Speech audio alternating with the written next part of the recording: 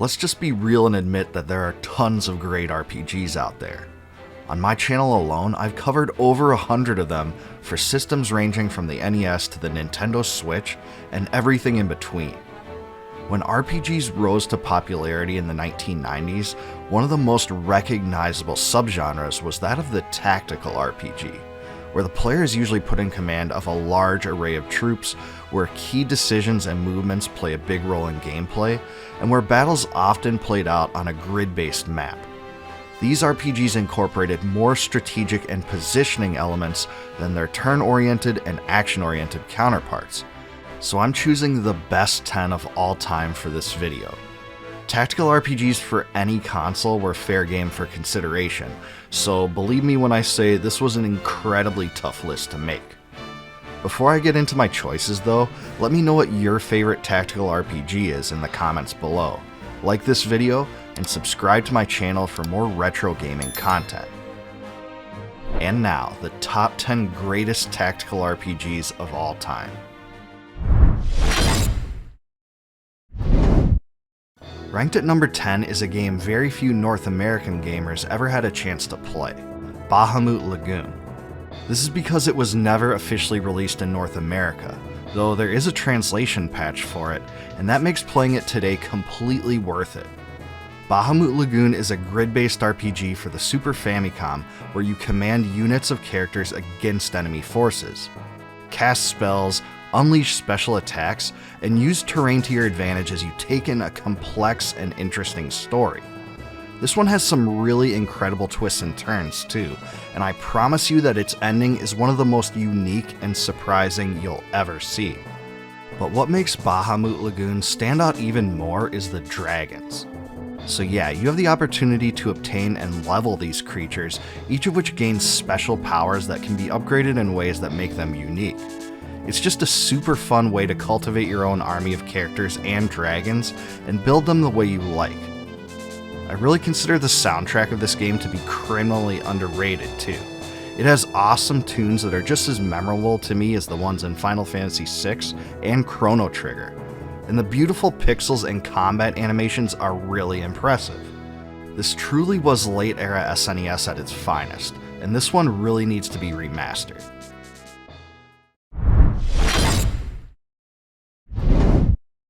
One of the tactical RPGs that still sticks in my mind all these years later was released in the early days of the PlayStation. That game was Vandal Hearts, and that's why I'm putting it at number 9. In this one you join Ash Lambert and his friends, who uncover a conspiracy in the government and are swept into a struggle between tyrants and innocents. This game was dark, depressing, and violent, with a sharp contrast to almost every other RPG story that came before it. It really was shocking to play through this game after the SNES era, when Nintendo imposed strict guidelines on mature content. This was one of the first tactical RPGs to include a panning camera on a 3D grid-oriented battlefield, and that really made the gameplay a lot more dynamic than anything we had seen in the genre before. The class advancement system really worked well too, as did the battle objectives. I was completely obsessed with progressing in the game just to see how the next part of the story would unfold. And come on, you'd be lying if you'd played this game and didn't remember the giant blood-spurting fountains that appear when you kill enemies. It's so over the top and comical, but that's what made it so memorable. For that reason alone, it deserves at least 9 blood geysers out of 10.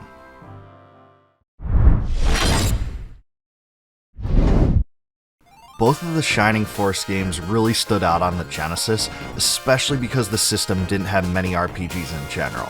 But I preferred Shining Force 2 to the original, and that's why it's here at number 8. Even though Shining Force 2 was a sequel, it was still a game ahead of its time. In this one, each unit has a particular class that defines their strengths, weaknesses, and which abilities they have. But there's also a creative advancement system called Promotion, and some of the class advancement was dependent on special items that were a challenge to find. I also appreciated the fact that it has a unique story. In this one, a thief unlocks a door that inadvertently releases an evil force that terrorizes the world and manipulates the world's kingdoms into doing his will. And I have to say that was far more imaginative than some of the evil empire tropes from back then.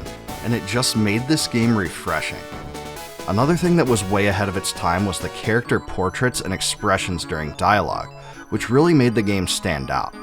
The art style in general is great, and the battle animations were some of the best on the Genesis. There's almost nothing to dislike about this one, and that's why all these years later, Shining Force 2 still holds up.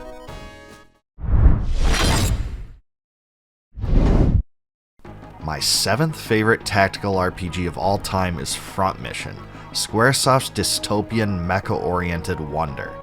This one came out on the Super Famicom and could be played via a translation patch, but it wasn't officially released in North America until it was remade for modern platforms in 2022 and 2023. Front Mission takes place in a futuristic world caught up in a complex struggle between two political factions. When Lloyd is sent on a special operation in an enemy country, tragedy strikes and he must do some soul-searching and seek vengeance upon those who wronged him. You control units on a grid in a series of battles where each mech can perform an action each turn. For combat, mechs clash with each other on a separate screen and unload their weapons against each other. Because each has a body, right arm, left arm, and legs, you can actually target specific parts of an enemy to disable them easier. There were a lot of strategic elements involved here, just as there should be in games like this. The absolute best part of this one was the mech customization, because you had the ability to pick from a huge variety of equipment and weapons to outfit your mech and optimize your power. I especially loved how there were 4 different types of weapons too, each of which had different powers and ranges. And come on, you can spray enemies in the face with a flamethrower. What's not to love about that? I consider Front Mission one of the greatest tactical RPGs that so many missed out on, so it definitely belongs on this list.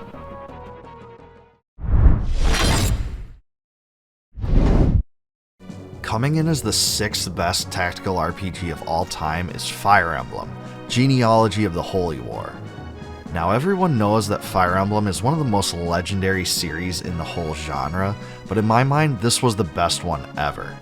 And it's completely playable via an English translation patch, which is crucial because it never made it to North America. This one unveils the most complex story the series had ever seen to that point, with you taking the role of Xygor and his son Salif, and where stories are divided into generational chapters.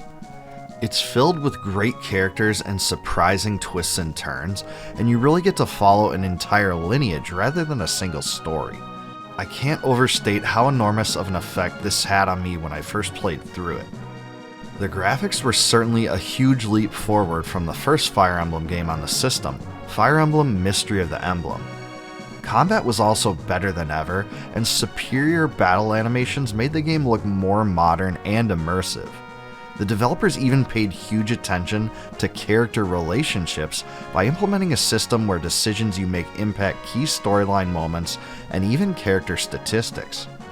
All these things combined with a fantastic soundtrack and 40+ hours of gameplay makes for one of the greatest tactical RPGs ever.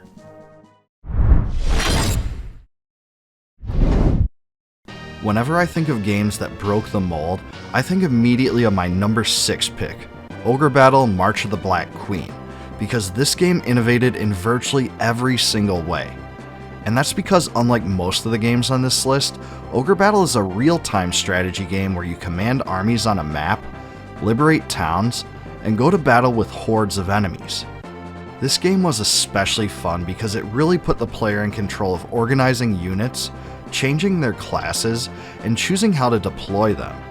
And sure, some players may have felt overwhelmed by this, but instead of having everything be completely micromanaged, the game at its heart is more about planning and strategic decisions, and I really appreciated that. And don't forget using the tarot cards in battle. The game takes place in a lore-filled world with lots of great backstory, and outside of a few key storyline details, your choices drive basically everything. The Seer's questions at the beginning of the game also was a touch that no other game at the time offered, and Ogre Battle really stood out by making your answers impact the type of experience you'll have. This and the multiple endings really made each playthrough totally unique.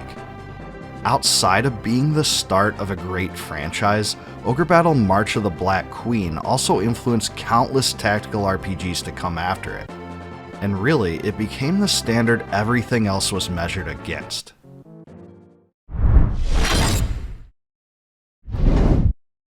For number 4, I chose a tactical RPG that sadly went unnoticed by tons of fans until long after its release.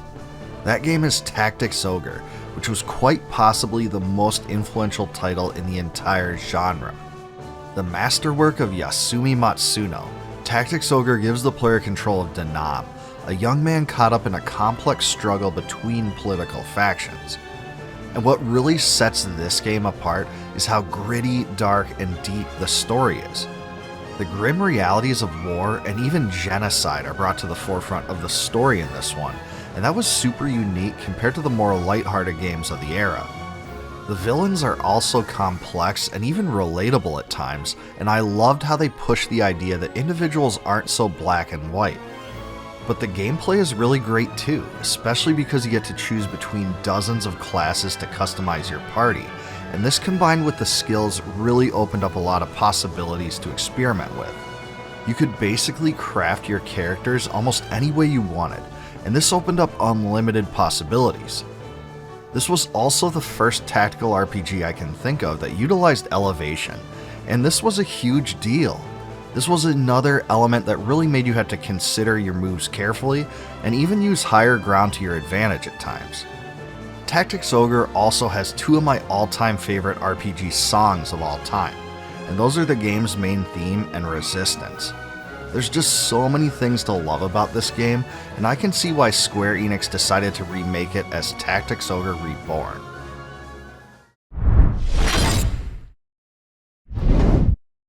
For my number 3 greatest tactical RPG of all time, I chose a game much more recent than the others on this list, but it's also one that completely blew me away when it came out. I'm talking about Triangle Strategy. And let me just start out with what I believe to be the most standout feature of the title, and that's the Scales of Conviction system. I just loved how this one had branching storyline paths, putting you in almost total control of the big decisions that drive you into them. It was genuinely fun to talk to my companions, consider all options, and make the choice I thought was right. Also, knowing that there was so much more to the game on the pathways I didn't get to explore really made me want to replay it several times, and I did. But beyond that, I found Triangle Strategy's story to be incredible. From near to the start of the game forward, there are shocking moments that really force you to consider everything that happened prior to that point. The 3 vying powers at the center of the story really made things interesting too, and this one did not shy away from dark and realistic motifs. I also loved the class system, and the HD 2D graphics are absolutely breathtaking. This is the exact style I love, and it was so refreshing to see an RPG like this come out in the contemporary. This is a must-have tactical RPG.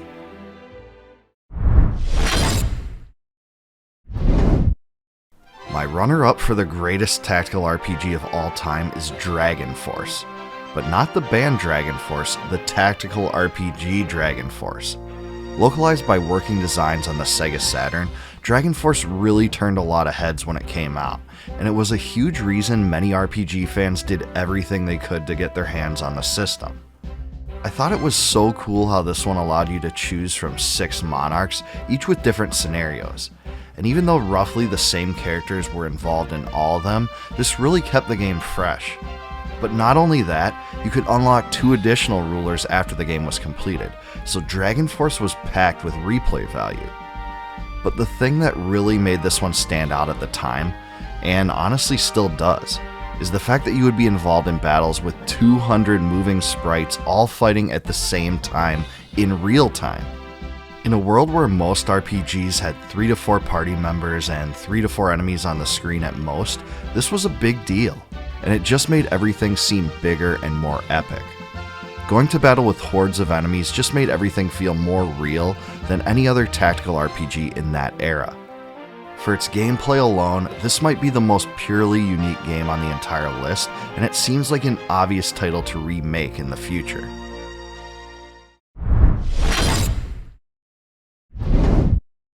The best, and I mean the very best tactical RPG of all time is Final Fantasy Tactics, Yasumi Matsuno's masterpiece on the PlayStation.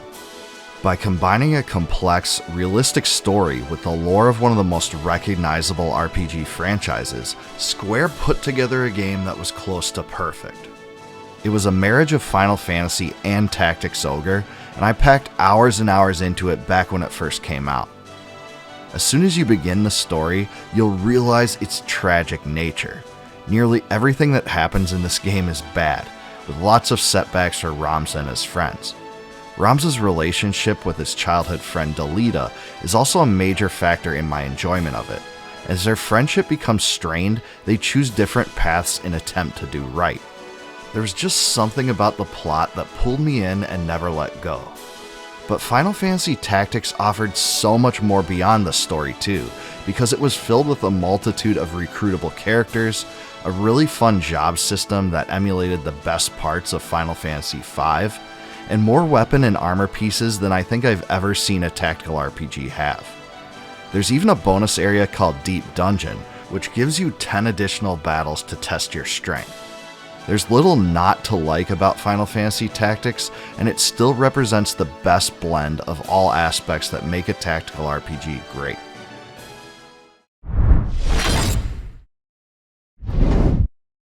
As I said earlier, making these 10 choices out of all the tactical RPGs out there was extremely tough, and I certainly debated many of these choices and their order when I created this video. Among my honorable mentions are Shining Force, Der Langrisser, Ogre Battle 64, and Fire Emblem Path of Radiance, but there are a whole lot more out there that deserve more attention too. So what did you think about my list? Was I right on, or was this list pure trash? Any tactical RPGs you thought I missed? Let me know in the comments below. Please like, subscribe, and click the bell for more retro gaming content. I also want to give a shout out to my Patreon patrons and YouTube members. If you're watching this video and you want early access to the videos I produce and other perks like they receive, please consider supporting the channel by becoming a Patreon patron or via the YouTube Join feature.